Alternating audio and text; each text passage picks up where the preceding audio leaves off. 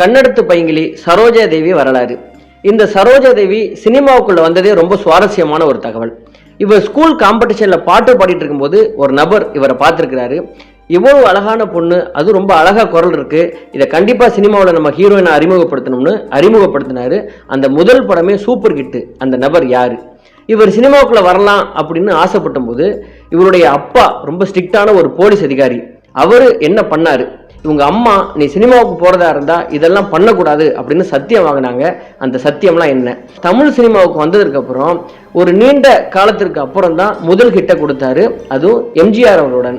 இவர் அப்படி நடிக்க ஆரம்பித்ததுக்கு அப்புறம் தமிழ் திரையுலகத்துல கோலோச்சிட்டு இருந்த எம்ஜிஆர், சிவாஜி, ஜெமினி கணேசன் இவர்களோடலாம் நடிக்க ஆரம்பித்தார். அப்போ இவங்க எல்லாரையும் விட அதிகமா சம்பளம் வாங்கியிருக்கிறாங்க. அந்த சம்பளம் எவ்வளவு? இப்படி பீக்ல போயிட்டு இருக்கும்போது ரெண்டு முக்கியமான அரசியல் கட்சிகள் இவரை நீங்க உடனே எங்க கட்சியில வந்து ஜாயின் பண்ணீங்க, நாங்க உங்களை எம்பி ஆக்குறோம், எம்எல்ஏ ஆக்குறோம் அப்படின்னு ஆஃபர் பண்ணியிருக்கிறாங்க. இவர் அது ரெண்டையுமே மறுத்திருக்கிறாரு. அப்போ ஒரு கட்சியில இருந்த ரொம்ப முக்கியமான பெரிய தலைவர் எங்க கட்சியில சேரலனா வேற எந்த கட்சியில நீங்க சேரக்கூடாது, அவங்களுக்கு ஆதரவா பிரச்சாரம் செய்யக்கூடாதுன்னு சத்தியம் வாங்கியிருக்கிறாரு. அந்த கட்சி தலைவர் யாரு? அதற்கப்புறம் சின்னப்பா தேவருக்கும் சரோஜா தேவி அவர்களுக்கும் பெரிய பிரச்சனையா இருந்திருக்கு.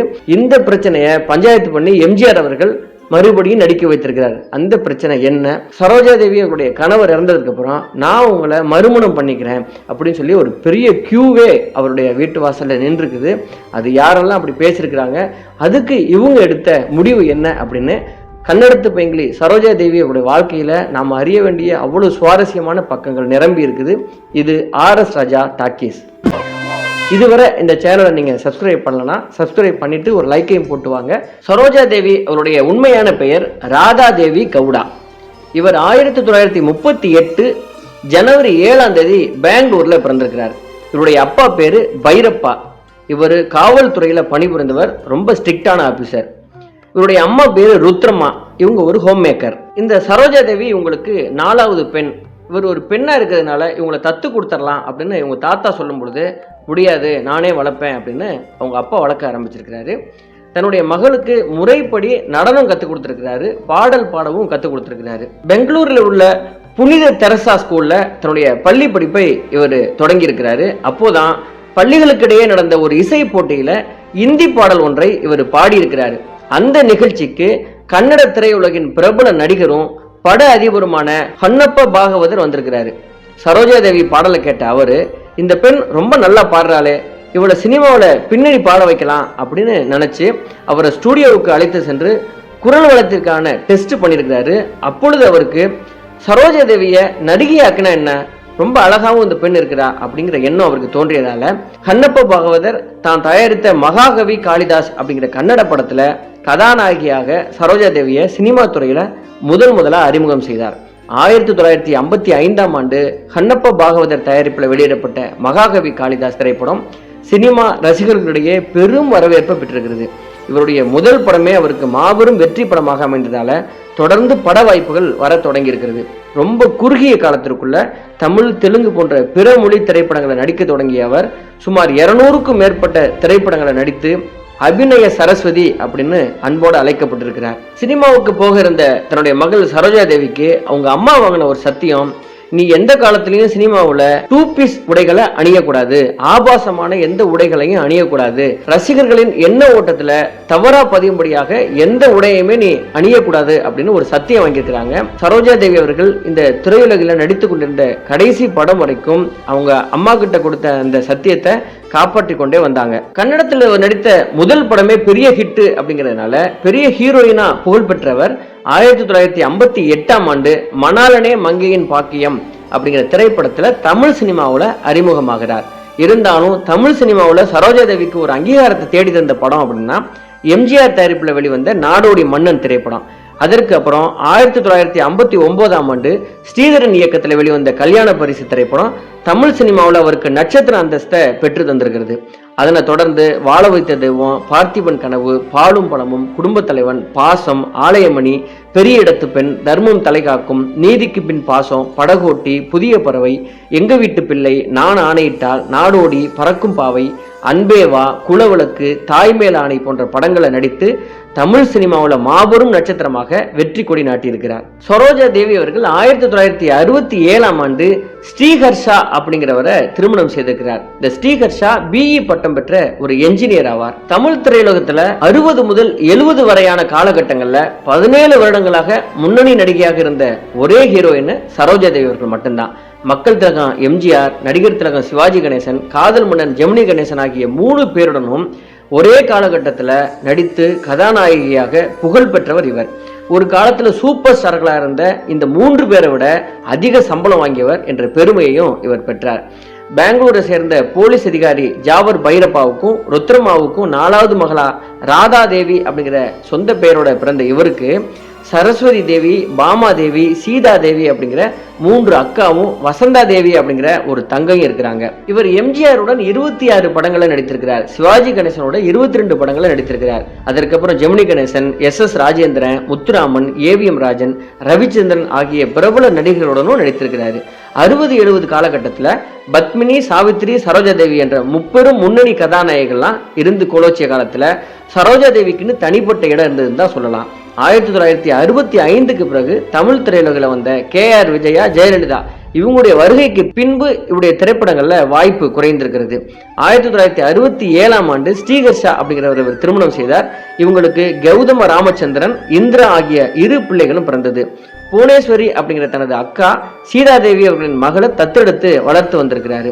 திருமணத்திற்கு பிறகு கணவரின் அனுமதியுடன் இவர் நடிக்க ஆரம்பித்திருக்கிறாரு.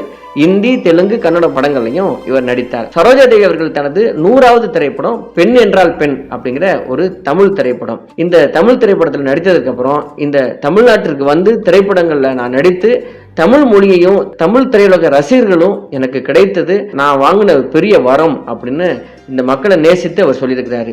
ஜெய்சங்கருடன் சரோஜா தேவி அவர்கள் K. சங்கர் இயக்கத்தில் சாட்டையடி அப்படிங்கிற திரைப்படத்தில் நடித்தார்.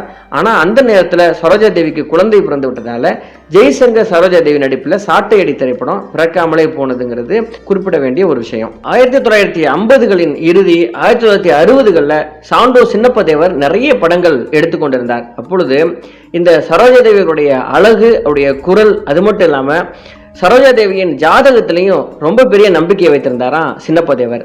சரோஜா தேவி இல்லாமல் நான் படமே எடுக்க மாட்டேங்கிற அளவுக்கு அவருடைய எல்லா படங்கள்லையும் இவர் ஒப்பந்தம் செய்தே வைத்திருந்திருக்கிறார். அப்படி இந்த காலகட்டத்தில் சரோஜா தேவியின் அம்மா அவர்கள் இவருடைய சம்பள விஷயத்துல ரொம்ப கராரா இருந்திருக்கிறாங்க. இது ஒரு கட்டத்துல சின்னப்பா தேவர் அவர்களுக்கு பிடிக்கவே இல்லையா. அதனாலேயே அவருடைய பட வாய்ப்பு பறி போனதா சொல்றாங்க. சின்னப்பா தேவர் எடுத்த எம்ஜிஆர் படங்கள்ல சரோஜா தேவி நடிக்க வேண்டிய அந்த கதாபாத்திரத்துக்கு ஜெயலலிதா அவர்கள் நடித்திருக்கிறாங்க. இந்த மாதிரி நிறைய ப்ரொடியூசர்கள்ட்ட சரோஜா தேவியோட அம்மா ரொம்ப பண விஷயத்துல ஸ்ட்ரிக்டா இருந்ததுனால இவங்களுடைய அந்த பட வாய்ப்பு பறி போனதா சொல்றாங்க.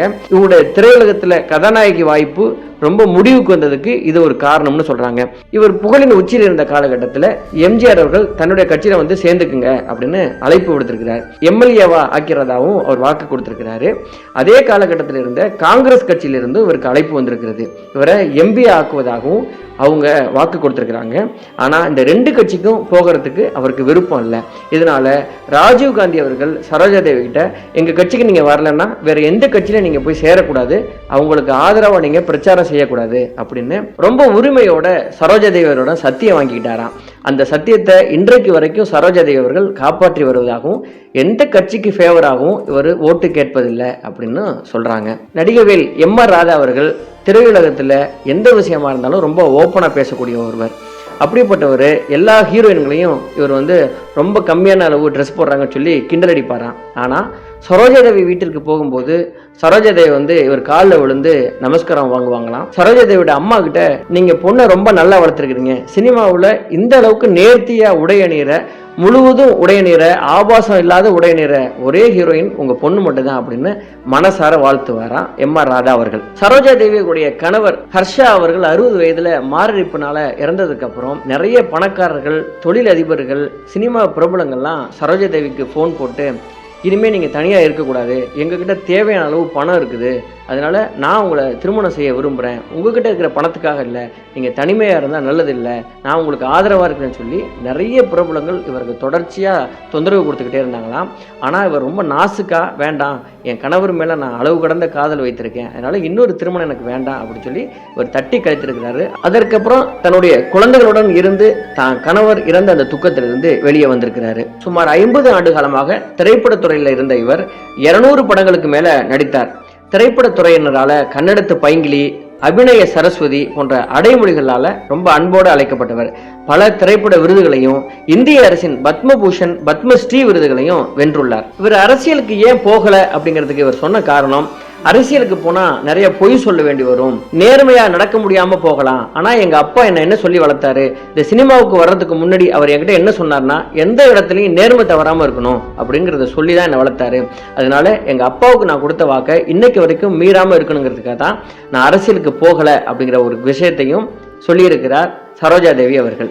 இந்த சரோஜா தேவி அவர்கள் கன்னடத்திலிருந்து தமிழுக்கு வந்து இவர் கொஞ்சி பேசுகிற அந்த தமிழ் அவ்வளவு அழகான ஒரு தமிழாக இருக்கும். 50 ஆண்டு காலம் இந்த தமிழக மக்களை தன்னுடைய நடிப்பினால சந்தோஷப்படுத்தி வைத்திருந்தவர் கன்னடத்து பைங்கிலி சரோஜா தேவி அவர்கள். இவருடைய திரை வாழ்வும் இவருடைய தனிப்பட்ட வாழ்வும் எந்த இரக்கமும் இல்லாம, எந்த சமரசமும் இல்லாம ரொம்ப நேர்த்தியாக வாழப்பட்ட ஒரு வாழ்க்கையாகவே பார்க்கப்படுகிறது.